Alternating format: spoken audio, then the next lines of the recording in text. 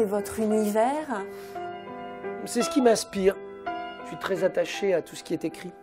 Et ce papier-là, un jour, ça va disparaître parce que maintenant, on envoie des textos. On n'écrit plus de lettres d'amour, on n'écrit plus rien. Et quand on lit des mecs comme Cocteau, parce que ça, c'est une vraie lettre de Cocteau avec le dessin. Tout ça, pour moi, ça a beaucoup de valeur. Victor Hugo, Sacha Guitry. Avec le temps va, tout s'en va. On dit les paroles s'envolent, les écrits restent, mais c'est vrai. Et j'aime l'écriture des gens, parce que c'est la personnalité des gens. Le cœur, quand ça bat plus. Et là, il y a l'ami Gainsbourg en photo, qui était encore l'argentique aussi, encore un truc qui disparaît. Je me sens à l'abri entre tout ça, je me sens, c'est mon cocon, c'est mon univers, c'est ma façon de vivre, c'est ma façon d'être, puis c'est mon jardin secret.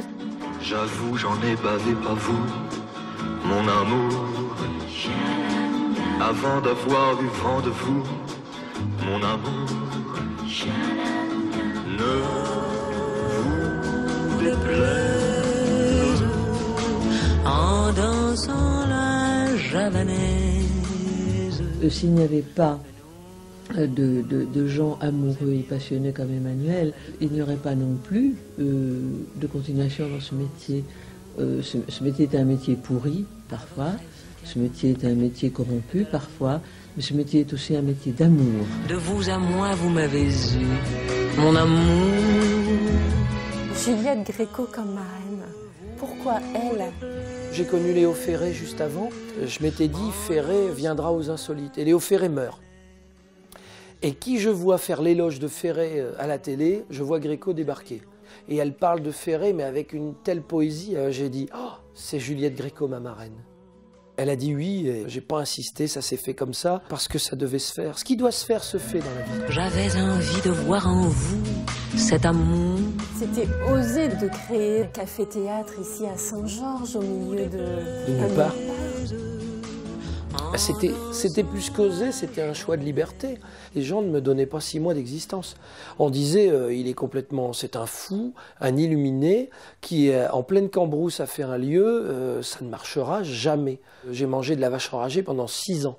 6 années de galère infernale. Ça a été terrible. Et ces 6 années, il y en a qui auraient capitulé au bout de 6 mois. Moi, j'ai dit non, mais c'est pas grave, je vais y arriver. Et j'en étais persuadé. J'ai travaillé, je crois aux valeurs du travail. Et à force de bosser, je me suis affirmé. J'ai affirmé mon lieu et je suis toujours là aujourd'hui. Maintenant que je t'ai soir et matin, on va s'ignorer, le corps éteint. Yves, je passe mon temps. Et pourquoi les Insolites? Les Insolites, ça m'est venu en pleine nuit. Je me souviens, je dormais. Et en pleine nuit, paf, j'ai eu cette idée, j'ai dit les Insolites. Et puis on était tellement des insolents. C'est complètement insolite et loufoque de trouver un lieu en pleine cambrousse comme ça et puis d'avoir un corps de ferme. Et c'est devenu un café-théâtre. Mais ce n'était pas ma vocation au départ. Je rêvais d'un théâtre. Ma mère a retrouvé des plans. J'avais 14 ans et je dessinais des plans de théâtre. Et j'apprenais tout Molière à l'âge de 11 ans. Ça a été pour moi une révélation, quoi. Le théâtre, l'odeur des planches. À tel point qu'ici, l'été, quand c'est fermé, j'aime bien venir faire ma sieste et m'allonger sur la scène. Il y a encore toute l'âme de tous ces artistes, tous ces applaudissements, tous ces rires. Et l'école de théâtre, comment c'est venu? J'ai toujours mis mon grain de sel dans la mise en scène. Ça a toujours été ma passion. Et j'ai toujours 10 000 idées à l'heure pour dire « Ah ben non, mets-toi plutôt là, comme ça, il y a tel gars que tu pourras rentrer comme ça. » Et tu vois. Et je me suis dit je vais faire ce pourquoi je suis fait. Arrière, Freluquet, tu n'es qu'un larde, un faquin. Alors, plus. Hein. Arrière, Freluquet, tu n'es qu'un ladre, un faquin. Et donc, en 1995, j'ai ouvert l'école et on avait une petite dizaine d'élèves, comme ça, il y en avait 7-8 au départ. Et aujourd'hui, on est à 5 ateliers quand même. C'est formidable, quoi. Mais là, c'était pareil, c'était pas prémonitoire. Hein. C'est mon instinct qui me disait, fais ça. Et j'ai toujours travaillé avec mon instinct. Et là, on a Anne Romanoff comme marraine. La Dame en rouge. Ah oui, alors j'ai la Dame en noir en chanson française et la Dame en rouge en humour. Formidable. Hein. Oh, t'as pas du mal. J'ai un téléphone. Oh, mais t'as pas du mal. Autre nouveauté, les Insolites, la troupe. J'adore la lecture. Et j'adore l'écriture.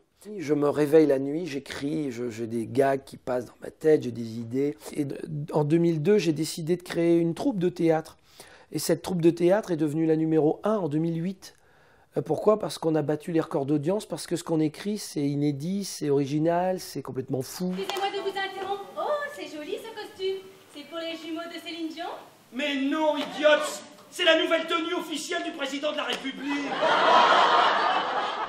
On est mieux que de délivrer parfois une ordonnance, quoi. Moi, je dis toujours, je m'inscris toujours dans l'optique vengeur de peuple, parce que quand il y a un truc qui tourne pas rond, j'essaye de le mettre en lumière sur scène, mais de donner plus de légèreté à des choses sérieuses, parfois ça détend pour le public. Faites comme Rachida Dati, vous confondez inflation et fellation. J'ai voulu que mes comédiens deviennent des personnages. C'est-à-dire que j'ai peaufiné leur rôle, je les ai travaillés, je les ai façonnés un peu comme dans la glaise, quoi. Ce sont mes modèles, si vous voulez. Quoi? Moi une tante. Mais tu t'es vu, ma grosse. Oh, tu t'es vu. Les Insolites, c'est une vraie famille. Et ceux qui font partie de ma troupe font partie de ma famille. C'est très important et ils ressentent comme ça. Alors, malgré toutes ces années, les débuts en 93, on voit que la passion est toujours là. J'ai fait ce que j'avais envie de faire avec une envie, mais qui vous dévore du matin au soir, jour et nuit. Ça vous dévore, c'est dans vos entrailles, c'est terrible. Et est-ce qu'il y a encore des rêves? Ah oui. C'est que les Insolites vivent après moi, parce que je l'ai mis au monde, c'est mon bébé. Mais j'ai l'impression que mon dernier fils a la même passion que moi. Et ce serait marrant que je puisse prendre mon jalon et puis lui transmettre un jour. Ça, ce serait extraordinaire. Vous voyez, encore un rêve. Mais j'ai toujours le rêve, au fond de moi-même, de posséder mon propre théâtre à Paris. Ça, c'est un rêve que je nourris depuis tout petit. Mais j'ai toujours dit qu'à 50 ans, j'aurai mon théâtre à Paris. Et j'ai encore des années devant moi. À Paris, quand un amour fleurit, ça fréquente dans des semaines de cœurs qui sourient, tout ça parce qu'ils s'aiment à Paris.